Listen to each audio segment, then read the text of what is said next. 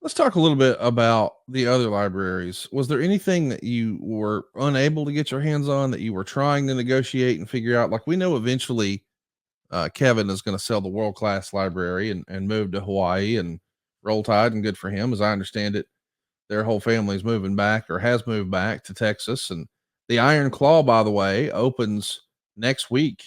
Have you seen the Iron Claw yet? Do you have any plans to see that movie? Yeah, I have plans. I want to see it. I haven't seen it. I want to see it.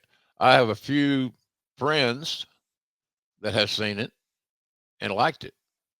And it's just funny when you talk about wrestling with wrestling people. The first thing we go to is the glass is half empty. It's just the cynicism. Uh, this pessimistic people in pro wrestling are unbelievable. So, but I've heard it was good, and I'm anxious to see it. So, if somebody wants to send me a copy, I'm in. Send me a link.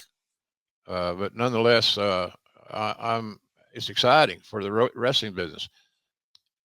Great news in wrestling. It's that old expression, man. A high tide raises all ships. I've seen it. I've lived it. When McMahon got hot in the '80s, through the WrestleMania craze and all that stuff, was the beginnings of WrestleMania. Uh, the uh, the Mid South business got better because there was more of an awareness of pro wrestling, and so I remember that vividly. Our business increased because of the success of the genre, meaning WWE or WWF at the time. So I'm a big believer in that. That's why I think we can't be too positive. Let's look at success. Let's be happy for people that are finding success. Let's be happy for people that are getting in the business, are contributing to the development of the business, success of the business, and call it a day. Don't overthink it.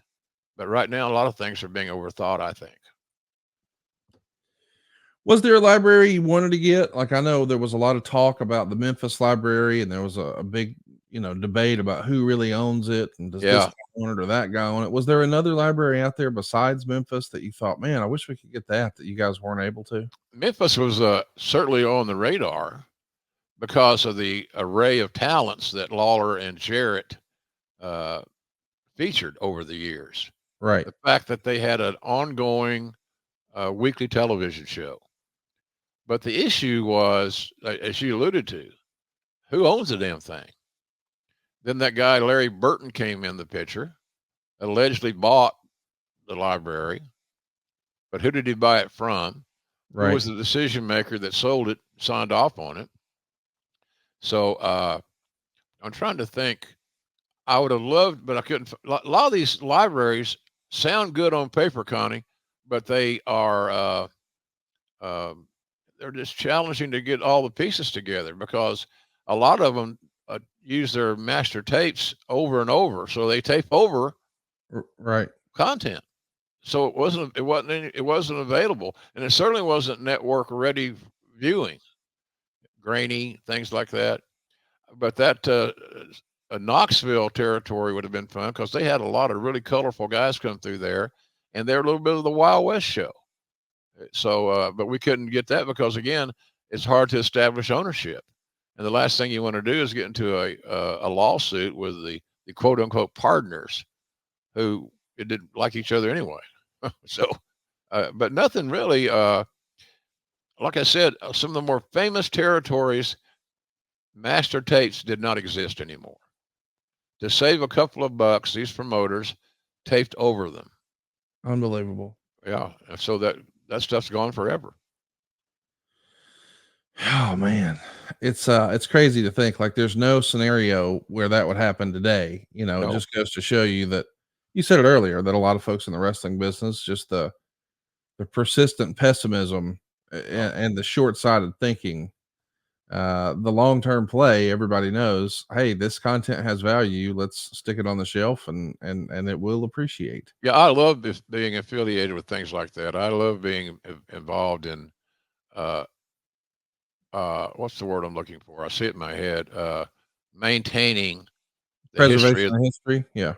history of the business. Yeah. Because at my age and my experience, I kind of have lived through several imaginations of our product and the involvement of it. So I love that. That's like watching old football. I know who won the game. That's not in question. I just enjoy watching those classic football games. It's fun. So anyway, but no, that wouldn't happen. It's not going to happen today. The stuff that's on tape is on tape forever. This show will be on someplace forever, and so you just try to keep moving forward, man. Kurt Angle's moving forward. He's going to undergo a second neck surgery. He's got some numbness in his fingers. It's not like the big surgery he had earlier this same year, but still a second neck surgery in the same year.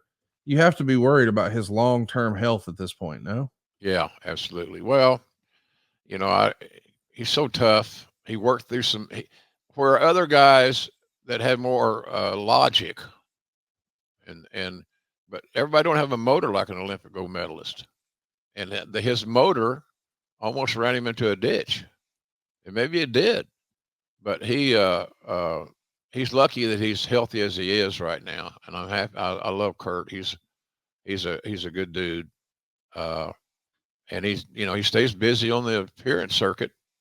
Seems like. Oh So yeah. he's out there doing things. But for us to think he's going to have one more match and it's going to be at a Kurt Angle level, I think that's a long shot. We should talk about something that happened that I couldn't believe at the time. I mean, listen, in hindsight, I get it. I think a lot of people understand that part of the acquisition from WWE when they purchased WCW was they had to do some ad spend. They had to have some ad dollars associated.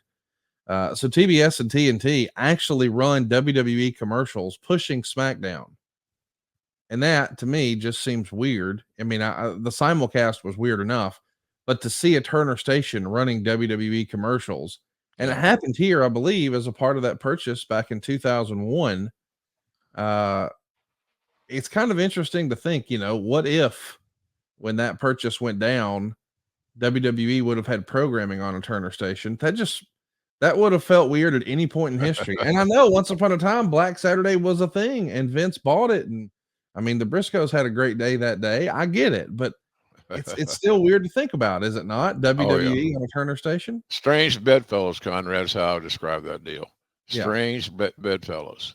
And but it's funny how all those different imaginations or different presentations, those different business moves, how it worked out over the long haul. I don't know who lost in any of this deal. I mean, you got a company going out of business, but a lot of those guys landed on their feet. Uh, I don't know.